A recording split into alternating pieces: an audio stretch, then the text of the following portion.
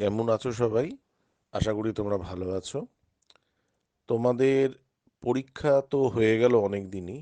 এবার প্রায় রেজাল্ট বেরোনোর সময় হয়ে এসছে। রেজাল্ট বেরোনোর পরেই তোমাদের যেটা মেন কাজ সেটা হচ্ছে ডিপার্টমেন্ট চয়েস। কে কোন ডিপার্টমেন্টে যেতে চাও সেই একটা চয়েস লিস্ট জমা করে, যেটা আমি অলরেডি এর আগে দেখিয়েছি। আমার পুরনো যে সেশনগুলো সেগুলো যদি দেখো, তাতে দেখবে আমি অলরেডি দেখিয়েছি যে কিভাবে চয়েস করতে হবে ডিপার্টমেন্ট। সেটা আমরা অলরেডি দেখিয়েছি আমি। এখন যখনই এটা করার পরে ইন্টারভিউতে তোমরা অ্যাপিয়ার হবে, ইন্টারভিউ কিন্তু তোমাদের নানা বিষয় নিয়ে প্রশ্ন করবে। তো আজকে আমরা একটা টপিকস, সেই টপিকটা নিয়ে আলোচনা করব এবং তার কিছু প্র্যাকটিক্যাল ভিউজ বি তোমাদের দেখাবো। কেন? তাতে সুবিধা কি? সুবিধা এটাই, যেটা তুমি ভিজুয়ালাইজ করতে যদি পারো, তাহলে তোমার ইন্টারভিউতে ডিটেল কোশ্চেনের অ্যান্সার দেয়া সুবিধা হবে। একটা জিনিস মনে রাখবে, তোমার সামনে ইন্টারভিউ বোর্ডে যারা বসে আছেন তারা কিন্তু প্রত্যেকেই ওয়েল এডুকেটেড এবং ওয়েল এক্সপিরিয়েন্স পারসন। ফলে তুমি যদি কোনো বিষয়ে একেবারে ক্লিয়ার না হও, তাহলে কিন্তু ইন্টারভিউতে প্রবলেমে পড়বে। প্রথমেই বলি, আজকে একটুখানি যে বিষয়টা নিয়ে আলোচনা করব সেটা হচ্ছে জল। জলের কিন্তু জল ব্যাপারটা কিন্তু জলবৎ তরলম নয়।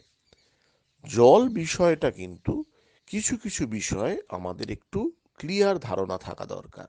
আজকে আমরা যেটা নিয়ে আলোচনা করব সেটা হচ্ছে সোর্স অফ ওয়াটার।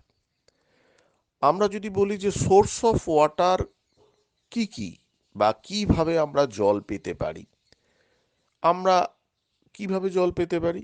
একটা হচ্ছে নদী, পুকুর, নদী বা ঝিল, বড় জায়গা থেকে জল পেতে পারি। অথবা আমরা পেতে পারি মাটির তলায় গর্ত করে।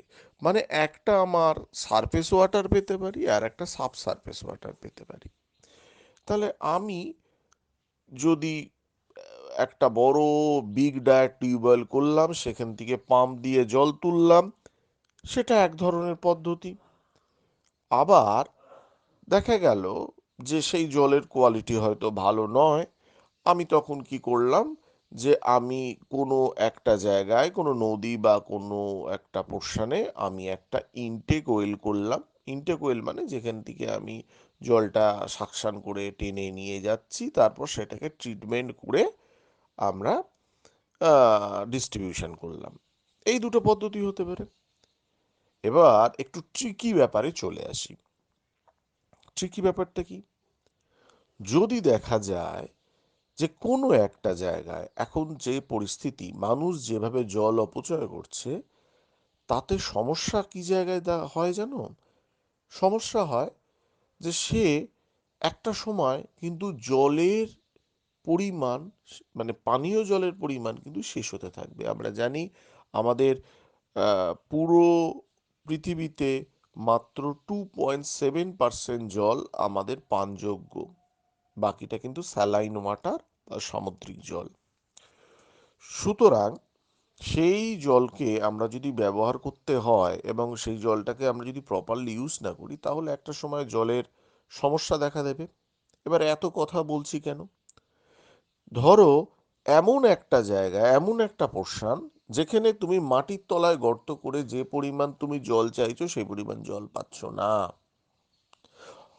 অথবা সেখানে নদী বা খাল বা যা কিছু আছে সেখান থেকেও তুমি যে জল চাইছো ইনটেক ওয়েল করে, সেই পরিমাণ জলেরও প্রবাহ নেই। তাহলে তুমি কি করবে? আমি আমার সমস্যাটা নিশ্চয়ই তোমাদের বোঝাতে পারলাম। এই ট্রিকি প্রশ্নগুলো কিন্তু আসতে পারে এবং তোমাকে এটা খুব ইজিলি তোমাকে বলতে পারে। সেটা তুমি ড্রিঙ্কিং ওয়াটার পারপাস হতে পারে, ইরিগেশনাল ওয়াটার পারপাস হতে পারে। তাহলে তুমি কি করবে? ইঞ্জিনিয়ারিংয়ে কোনো কিছু মানে আনসলভ বলে কিছু হয় না, সলভ সবসময় করা যায়। সেইটার জন্য আমরা যে জিনিসটা করি সেটা হচ্ছে কালেকটিভ ওয়েল। কালেকটিভ ওয়েল বিষয়টা একটু বলে দিই। ধরো একটা বড় কুয়ো, যে কুয়াটা আমার আছে এবং সেই কুয়ার চারদিক থেকে আমি হরাইজন্টাল স্ট্রেনার আমি চারদিকে ছড়িয়ে দিয়েছি। একাধিক, ধরো একটা মোটামুটি নর্মাল ক্ষেত্রে 20 থেকে 30টা হরাইজন্টাল স্টেনার ছড়িয়ে দিয়েছি, যেখানে এক একটা হরাইজন্টাল স্টেনারের লেন্থ 30 থেকে 40 মিটার হরাইজন্টাল স্টেনার। তাহলে কি হবে, যে অঞ্চলে দিয়ে ফ্লোয়ের ওপর ডিপেন্ড না করে এই হরাইজন্টাল স্টেনার করবে কি, পুরো ওই নদীপথ বা খালপথ বা যে পথটাই আছে সেইখান থেকে হরাইজন্টাল স্টেনার জলটাকে কালেক্ট করে ওই কালেকটিভ ওয়েলের মধ্যে জমা করবে। কালেকটিভ ওয়েলটা জমা হলো, এবার কালেকটিভ ওয়েলটাকে আমি যাতে পার্কুলেশন না হয় বা সিপেজ না হয় সেটার ব্যবস্থা করে দিলাম। এবার জলটা যখন ওখানে জমা হলো, এবার সেখান থেকে আমি পাম্প করে তুলে ডিস্ট্রিবিউশন করলাম। ব্যাপারটা এই রকম। এইবার কালেকটিভ ওয়েল ব্যাপারটা তো আমরা বললাম হরাইজন্টাল কালেকটিভ ওয়েল, কিন্তু হরাইজন্টাল কালেকটিভ ওয়েল বিষয়টা দেখতে কেমন হয়, কিভাবে করব, তো এই বিষয়টা একটু আমরা আলোচনা করব, সেই বিষয়টা একটু দেখে নেব যে কিভাবে হরাইজন্টাল কালেকটিভ ওয়েলে আমরা কাজ করব। তাহলে এটা একটা কিন্তু বর্তমানের পরিস্থিতিতে এটা একটা অত্যন্ত ভালো জিনিস। আমার সৌভাগ্য হয়েছিল আইআইটি খড়গপুরে একটা সেশনে থাকার, এবং সত্যি কথা বলতে যারা যারা আইআইটি খড়গপুরে হয়তো সংস্পর্শে এসেছো বা আইআইটি খড়গপুরে গেছো, মানে সত্যি কথা বলতে আমার নিজস্ব পার্সোনাল মত হচ্ছে যে ইঞ্জিনিয়ারদের মক্কা বলতে যেটা বোঝায়, যদি সেরম কিছু থাকে তাহলেই আইআইটি। মানে এখানের স্টাফ, এখানকার সবচেয়ে বড় কথা এখানকার ফ্যাকাল্টি, এখানকার professor all are very educated, এবং তাদের এক্সপ্লেনেশন এবং তারা নতুন নতুন যে টেকনোলজি মানে করছে, যেটা এই মুহূর্তে তারাই কিন্তু আমাদের মানে পথ দেখাচ্ছে। তো আমি স্পেশাল থ্যাঙ্কস জানাচ্ছি আইআইটি খড়গপুরকে, তাদেরই পোর্শনের এই এটা ভিডিও মানে তোমাদের প্র্যাকটিক্যাল সেশনে যেটা দেখবে সেখানে তোমরা দেখবে একটা হরাইজন্টাল কালেকটিভ ওয়েল, যে হরাইজন্টাল কালেকটিভ ওয়েলের চারদিকে 24টা স্টেনার হরাইজন্টালি ফেলা আছে, যেখানে হরাইজন্টাল দিয়ে স্টেনার থেকে এক একটা স্টেনারের লেন্থ প্রায় 30 মিটার, এবং প্রত্যেকটার ওপরে অপারেটিং করার জন্য একটা করে ভাল্ব লাগানো আছে। মানে আমি যদি মনে করি 24টা ভাল্ব খুলে একসঙ্গে প্রচুর তাড়াতাড়ি জল কালেক্ট করব, সেটাও করতে পারি। অথবা যদি মনে করি যে আমি সেটা না করে দুটো অফ রাখবো বা চারটে অফ রাখবো, সেটা আমি করতে পারি আমার ওপর ডিপেন্ড করে। আমি আমার জলের পরিমাণ যে পরিমাণ চাইবো সেই পরিমাণ নির্ভর করে, হয়তো বর্ষাকালে আমার জলের পরিমাণটা, হয়তো জলের ফ্লো অনেক বেশি, তাহলে আমি যদি সব কটা খুলে দিই তাহলে কালেকটিভ ওয়েলে প্রবলেম হতে পারে, আমি কিছু বন্ধ রাখলাম। আবার ধরো অন্য সেশন, যে সেশনে হয়তো আমার সিজনে আমার হয়তো দেখা গেল যে জলের পরিমাণ খুব বেশি নয়, সেখানে আমি হয়তো গেটের পরিমাণটাকে খুব বেশিভাবে খুললাম। তাহলে বিষয়টা এটা, এই হরাইজন্টাল কালেকটিভ ওয়েলের প্র্যাকটিক্যাল ভিউজটা একটু দেখে নেওয়া যাক, আশা করি তোমাদের ভালো লাগবে। ইন্টারভিউয়ের আগে আমি এই রকম আরও বেশ কিছু বিষয় নিয়ে তোমাদের বলবো, সঙ্গে থাকো, দেখো কেমন লাগছে জানাবে। ভালো থেকো। এটা একটা কালেকটিভ ওয়েল,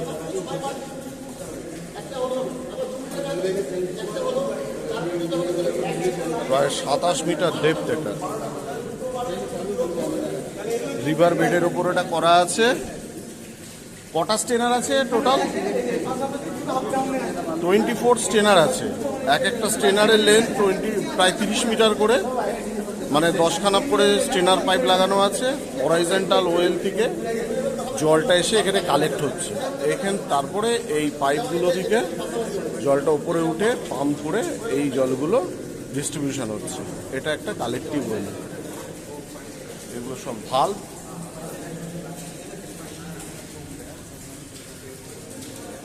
প্রত্যেকটা ভাল্ব,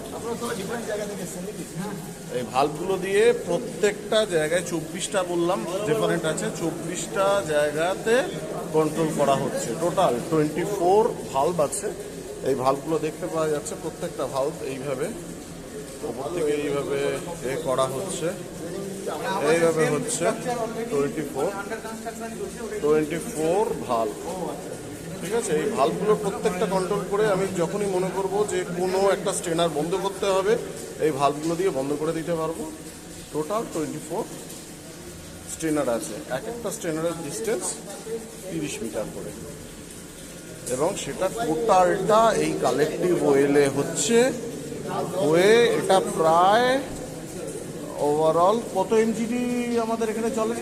5 এমজিডি, 4 এমজিডি আমাদের এখানে ওভারঅল এখান থেকে সাপ্লাই হচ্ছে। এইটা হচ্ছে ওয়াটার লেভেল ইন্ডিকেটরের সেন্সার, আমরা যেটা উপর থেকে দেখতে পাই। এবার ধীরে ধীরে উপর উঠবো। আচ্ছা, এই প্রজেক্টটা আপনার এইটা কবে থেকে কমিটমেন্ট হয়েছে, মানে আমাদের কবে এসছে? না এটা কবে তৈরি হয়েছে? কত সালে তৈরি হয়েছে? আমরা অপারেশন করছি এটা ধরুন 2.5 বছর আগে। না, 2.5 বছর হলো। এটা তৈরি হয়েছে কবে? 2.5 বছর আগে ধরুন, আজকে এখন 24 তো, হ্যাঁ। এই 22, 21, 22 21-22 এটা তৈরি হয়েছে। Very dangerous. ধীরে ধীরে আমরা যাচ্ছি।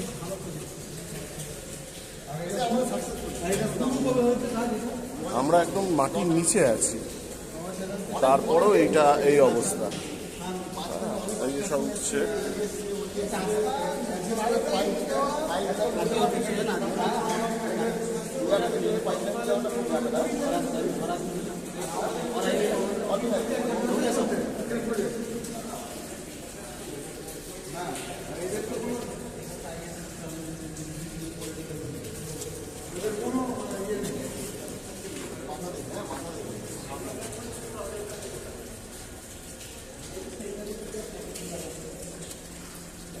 ফ্লোটা কততে করছেন আপনি?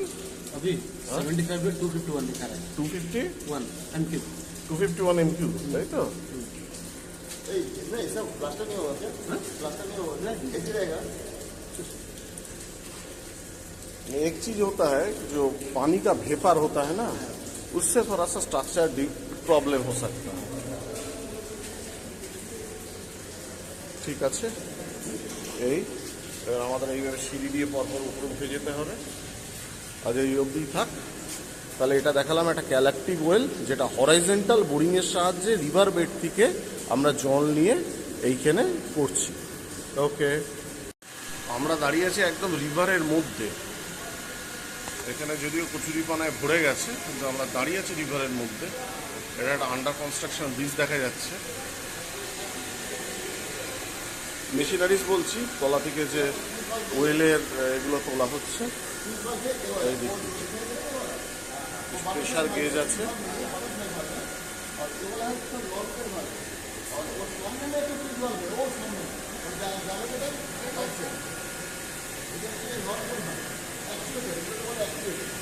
এটাকে অ্যাকচুয়েটর বা এনআরবি, তাই তো?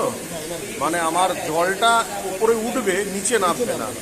মানে पानी ऊपर आएगा लेकिन नीचे नहीं जाएगा। हाँ, मतलब इसके भीतर में क्या होता है ना, ये लगा हुआ है तो ये है फ्लैप है। प्रेशर আছে 3 এর মতো। प्रेशर देगा ना फ्लैप 3 केजी पर सेंटीमीटर स्क्वायर जैसे जाओगे ना बंद होगा।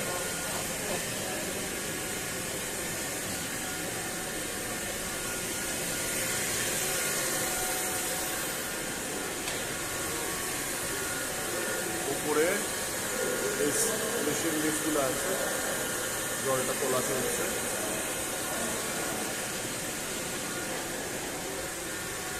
বাইরেটা একটু দেখিয়ে দিই। এখানে লক গেট আছে।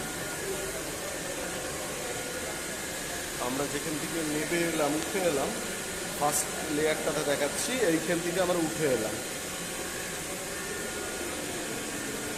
মেশিনারিজগুলো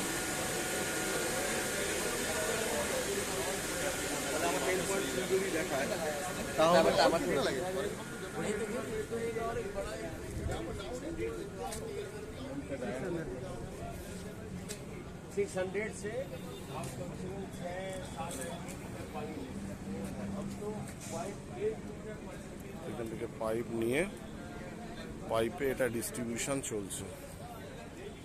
এই যে একটা বেলি ব্রিজ করে পাইপটা ডিস্ট্রিবিউশনে পাঠানো হচ্ছে। Really interesting.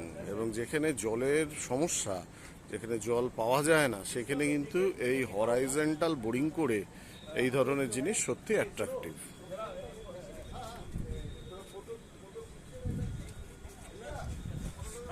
এই